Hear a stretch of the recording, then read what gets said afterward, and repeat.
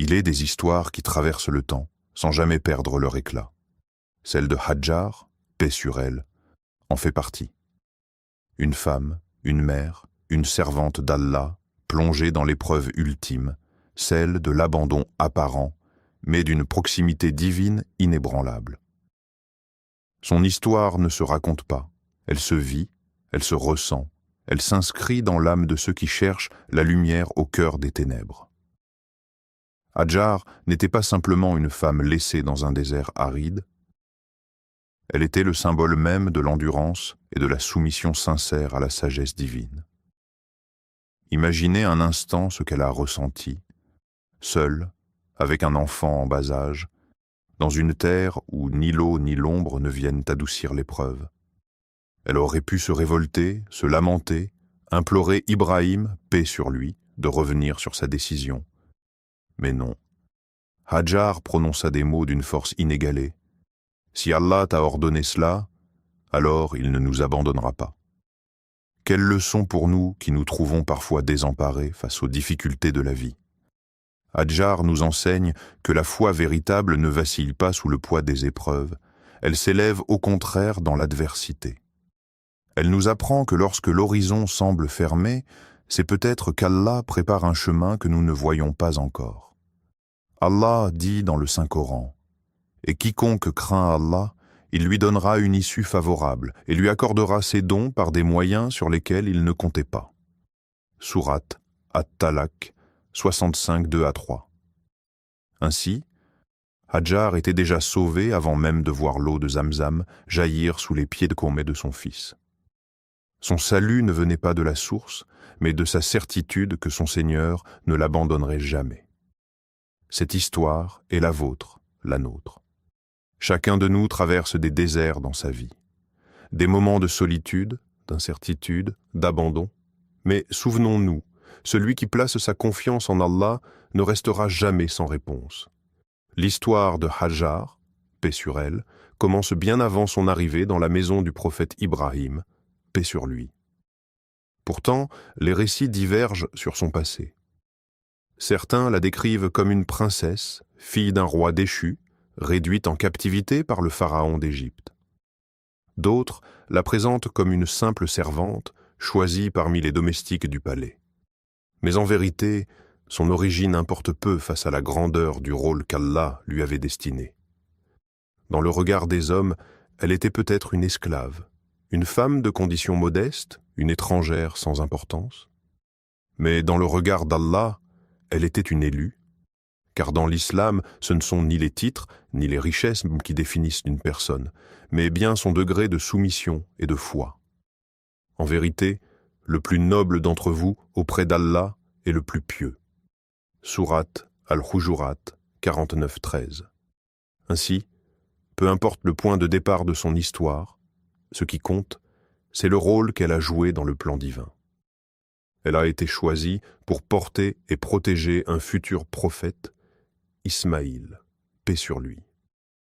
Elle a été honorée par un miracle qui continue de nourrir des millions de croyants à travers l'eau de Zamzam, et plus encore, elle a été élevée au rang de modèle, son courage immortalisé dans les rites du Hajj.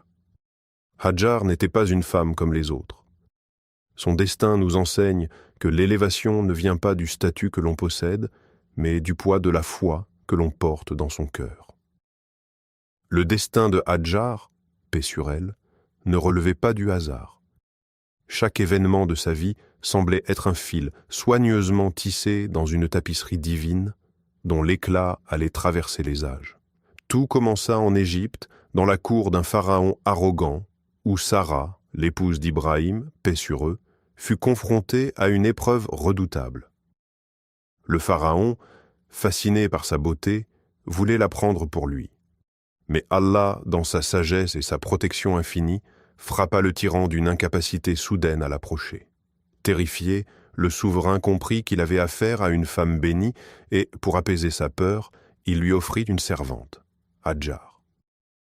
Ce que le pharaon ignorait, c'est qu'en ce geste, il participait involontairement à l'accomplissement du dessein divin. Car Hadjar n'était pas une simple domestique. Elle était prédestinée a joué un rôle crucial dans l'histoire spirituelle de l'humanité. Elle entra ainsi dans la maison du prophète Ibrahim, au sein d'un foyer où la foi était l'unique lumière guidant les pas. Son arrivée ne fut pas celle d'une esclave, mais d'une âme qui allait s'élever par l'épreuve et par la proximité avec Allah. Et ils complotèrent, mais Allah a fait échouer leur complot, et Allah est le meilleur en stratagème. Sourate Al-Anfal, 8h30. Ce verset nous rappelle que même dans l'adversité, Allah orchestre les événements en faveur de ses serviteurs sincères. Hajar aurait pu se voir comme une femme déplacée, vendue, offerte. Mais en réalité, elle venait d'être placée là où son cœur allait rencontrer la foi la plus pure, aux côtés d'un prophète d'Allah. Sans le savoir encore, Hajar allait bientôt traverser une épreuve qui la marquerait à jamais et qui ferait d'elle un symbole intemporel de patience et de confiance absolue en Allah. Le destin de Hajar, paix sur elle, prit un tournant décisif lorsque Sarah, l'épouse d'Ibrahim, paix sur eux, lui fit une proposition qui allait bouleverser son existence. Sarah, malgré son amour et sa loyauté envers Ibrahim, portait en elle une douleur silencieuse, celle de ne pas pouvoir enfanter. Or, Ibrahim était un prophète, porteur d'un message destiné à traverser les générations. Qui donc assurerait la continuité de sa lignée? C'est ainsi que Sarah, dans un geste de sacrifice et de dévouement, proposa à son époux d'épouser Hajar afin qu'elle lui donne un enfant. Ce fut une décision d'une grandeur d'âme immense, mais aussi une épreuve lourde à porter, car si ce mariage était destiné à combler un manque, il allait aussi faire naître en Sarah une souffrance intérieure, une épreuve qu'Allah avait inscrite dans l'histoire pour éprouver les cœurs. Hajar, humble et soumise à la volonté divine, accepta cette union. De cette union bénie naquit un enfant d'exception, Ismaïl, paix sur lui. Un enfant qui ne serait pas seulement le fils d'Ibrahim, mais aussi un futur prophète, un porteur de lumière, l'ancêtre de la lignée qui mènerait jusqu'au dernier messager, Muhammad, paix et bénédiction sur lui. Allah dit dans le Coran, « À Allah appartient la royauté des cieux et de la terre. Il crée ce qu'il veut, il fait don de filles à qui il veut, et don de garçons à qui il veut, ou il donne à la fois garçons et filles, et il rend stérile qui il veut. Il est certes omniscient et omnipotent. » Sourate Ash-Shura, 42-49 à 50. Mais cette naissance, qui aurait dû être une source de joie pure, devint une épreuve pour Hajar. Car avec le temps, la douleur silencieuse de Sarah se transforma en jalousie et en ressentiment. Non pas par manque de piété, mais parce que l'être humain est éprouvé jusque dans les profondeurs de son âme. Ainsi, ce qui semblait être une bénédiction se mua en un test, celui de la patience, de l'humilité et de l'acceptation du destin divin. Car bientôt, Hajar et son fils allaient être confrontés à une épreuve qui les mènerait au seuil de l'impossible. L'épreuve de Hajar, paix sur elle, ne faisait que commencer. Après la naissance d'Ismaïl, une nouvelle destinée l'attendait, une épreuve d'une intensité inimaginable. Allah ordonna à Ibrahim, paix sur lui, de conduire son épouse et son fils vers une terre désolée, un désert aride et inhabité, où aucun signe de vie ne pouvait offrir la moindre consolation. Imaginez la scène. Une femme et un nourrisson, laissés seuls sous un soleil brûlant, entourés de montagnes rocheuses et de dunes infinies. Pas d'eau, pas de nourriture, pas d'abri, juste le silence accablant du désert et une certitude, celle d'être livré à l'inconnu. Hajar ne comprenait pas encore. Pourquoi Ibrahim, un homme si bon, si aimant, les laissait-il là sans un mot? Pourquoi cette séparation soudaine, sans explication apparente? Son cœur de femme et de mère se serra. Mais au lieu de céder à la panique, elle posa une seule question. « Est-ce Allah qui t'a ordonné cela ?» Lorsque Ibrahim acquiesça, elle trouva immédiatement la force de répondre. « Alors, il ne nous abandonnera pas. » Quelle grandeur d'âme, quelle soumission parfaite.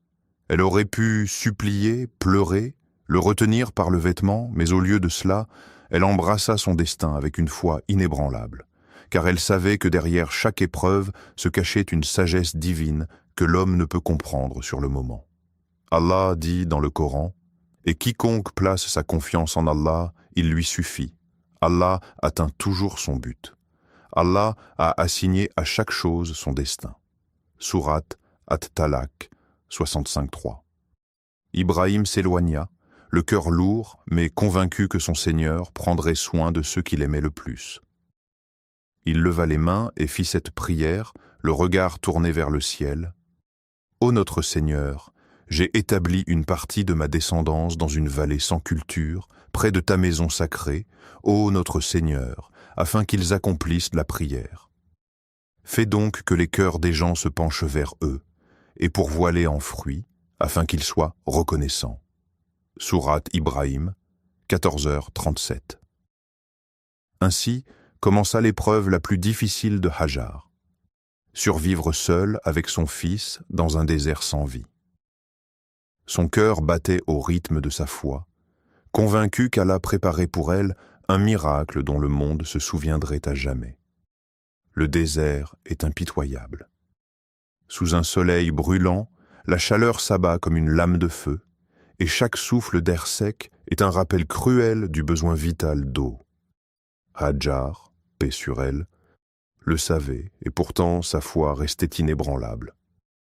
Mais que faire lorsqu'un enfant innocent pleure de soif, que ses petits membres s'agitent faiblement et que le silence du désert semble répondre par l'indifférence?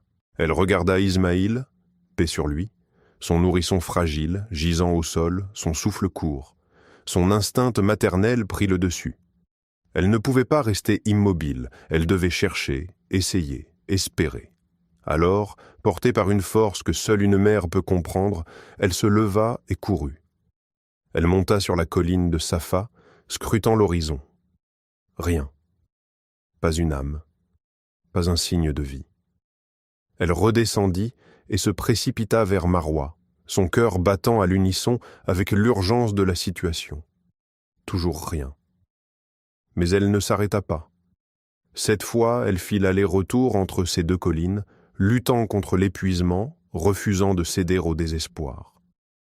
Et quiconque craint Allah, il lui donnera une issue favorable et lui accordera ses dons par des moyens sur lesquels il ne comptait pas. Sourate At-Talaq 65.2-3. Ce fut alors qu'un miracle divin se produisit. Juste au moment où les forces de Hajar semblaient l'abandonner, un bruit se fit entendre. Elle tourna son regard vers son fils et vit une scène stupéfiante. Sous les petits pieds d'Ismaïl, une source d'eau avait jailli du sol aride. C'était l'eau de Zamzam, un don d'Allah, une réponse à sa foi inébranlable.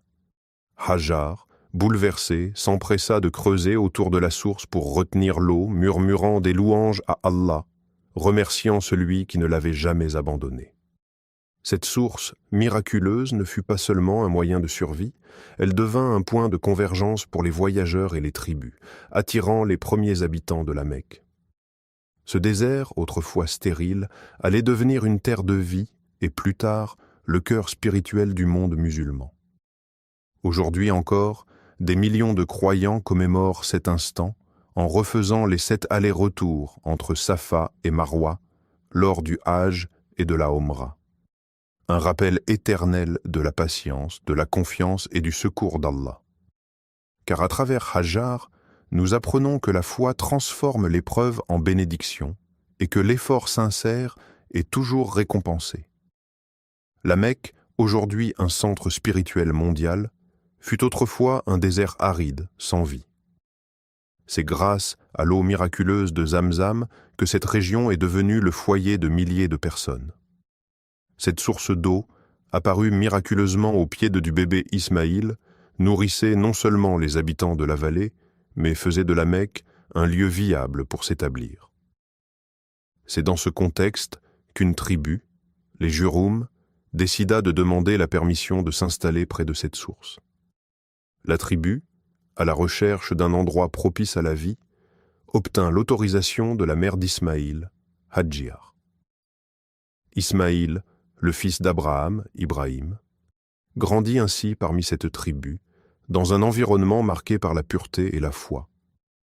C'est à ce moment que la Mecque commença à devenir un lieu où les premières pierres de la civilisation se posaient. L'arrivée des Jurhum marqua donc le début de l'histoire d'une ville qui allait jouer un rôle central dans l'histoire de l'humanité. Comme mentionné dans le Coran, dans la sourate Ibrahim, 14:37, Abraham dit à Dieu « Seigneur, j'ai installé une partie de ma descendance dans une vallée sans culture, près de ta maison sacrée, afin qu'ils accomplissent la prière. Fais en sorte que les cœurs de certains hommes se tournent vers eux. » Cette prière exprime la vision divine qui se réalisera. La Mecque deviendra un lieu où la foi est vécue et partagée. Ismaïl, en grandissant dans ce contexte, allait jouer un rôle clé dans l'édification de cette ville sacrée et de la foi qui y serait cultivée. Ainsi, la création de la Mecque comme cité habitée par la tribu Jurhum est une étape essentielle, marquant l'émergence d'une région, jadis désertique, en un foyer spirituel et historique. L'épreuve de la foi la plus poignante et symbolique de l'histoire d'Ibrahim et d'Ismaïl fut sans aucun doute l'ordre divin de sacrifier son fils bien-aimé. Après des années de désir intense d'avoir un enfant, Ibrahim reçut enfin un fils, Ismaïl, né de son union avec Hajar. Cette naissance était un don inestimable de Dieu, mais comme toute grande bénédiction, elle venait avec une épreuve. Un jour, dans un rêve, Allah ordonna à Ibrahim de sacrifier son fils. Il s'agissait d'un test ultime de soumission à la volonté divine. Ibrahim, fidèle à son Seigneur, ne chercha ni à comprendre ni à discuter de la demande divine. Il se soumit totalement à la volonté de Dieu. Lorsqu'il annonça à son fils ce qui lui avait été commandé, Ismaïl, avec une sagesse précoce et un esprit d'obéissance exemplaire, répondit « Fais ce qui t'est ordonné. Tu me trouveras parmi les endurants. » Coran 37:102. Ce moment où père et fils partagent cette foi inébranlable, cette confiance totale en Dieu, est un exemple de dévouement absolu à Allah. Lorsque Ibrahim et Ismaïl se préparèrent à accomplir ce sacrifice, Allah, dans sa miséricorde infinie, remplaça Ismaïl par un bélier qu'ils sacrifièrent à la place de l'enfant. Cet acte de soumission, cette preuve de foi inébranlable, marque un moment fondamental dans l'histoire de l'islam et symbolise l'acceptation absolue de la volonté divine. Chaque année, lors de l'Aïd al-Adha, les musulmans commémorent cet événement en sacrifiant un animal, comme un acte de dévotion, de charité et de gratitude envers Allah. Comme le rappelle le Coran dans la sourate As-Safat, 37:107, « Et nous le rachetons par un grand sacrifice ». Ce verset reflète non seulement la clémence d'Allah envers Ibrahim et Ismaïl, mais aussi la signification profonde de l'épreuve, la foi et l'obéissance doivent être au centre de toute relation avec le Créateur. L'Aïd al-Adha, cette fête de la soumission et de la gratitude, est ainsi un rappel annuel du sacrifice suprême et de la générosité divine. Ce moment marqua donc la fin d'une épreuve difficile et l'accomplissement d'une promesse de foi. L'histoire de l'épreuve d'Ismaïl est un témoignage de ce qu'est l'abandon total à la volonté divine, un exemple pour les générations futures de la beauté de la soumission et de la confiance en Dieu. Après avoir surmonté l'épreuve du sacrifice, un nouvel ordre divin fut donné à Ibrahim et à son fils Ismaïl: construire la Kaaba, la maison sacrée d'Allah, au cœur de la vallée de la Mecque. Ce commandement marquait un tournant décisif dans l'histoire de l'humanité, car la Kaaba allait devenir le centre spirituel du monde musulman.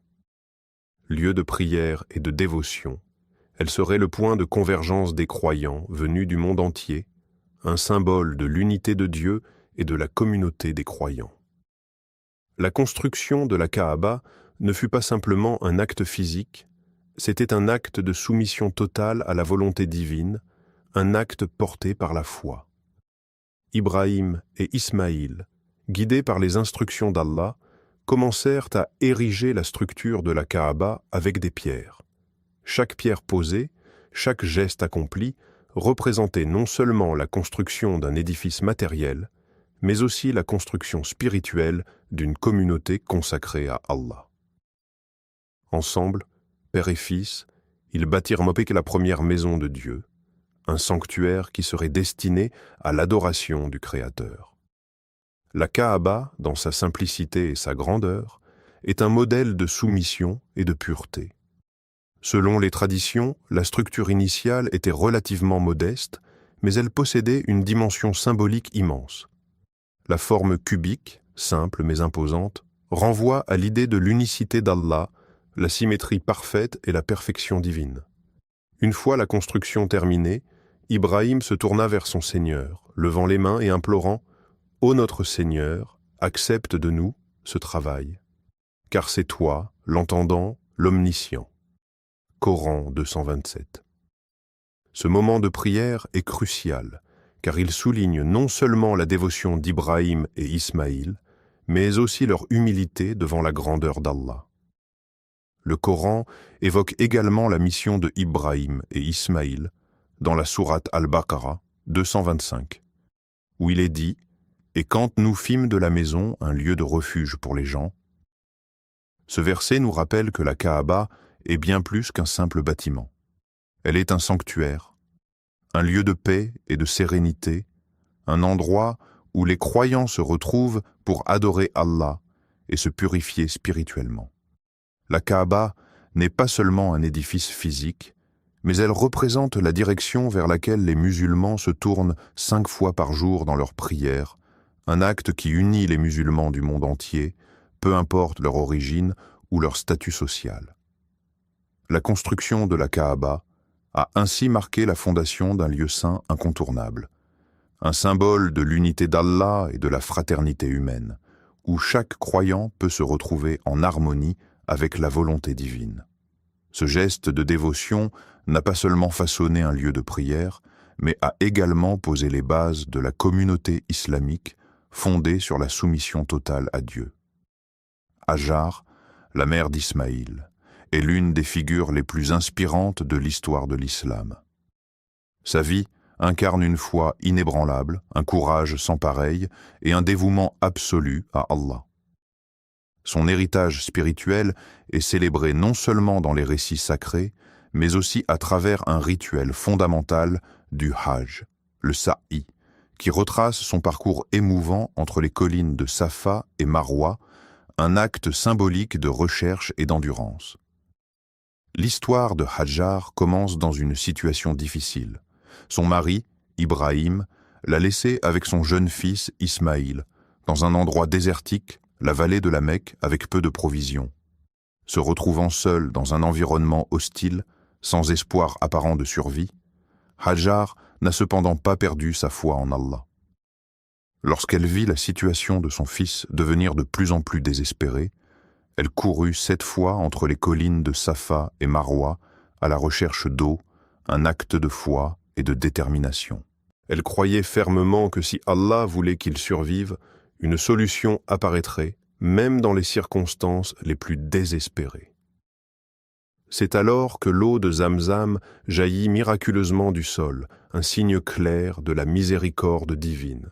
Cet acte de foi et de persévérance fait de Hajar un modèle pour les musulmans à travers les âges. Son acte de courir entre Safa et Marwa est désormais commémoré par des millions de musulmans chaque année lors du Hajj, dans un rite appelé le Sa'i. Chaque pas qu'ils font, chaque mouvement entre les 2 collines, leur rappelle le sacrifice, la patience et la confiance inébranlable de Hajar en Allah.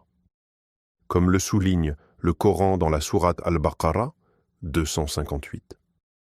En vérité, Safa et Marwa font partie des rites d'Allah.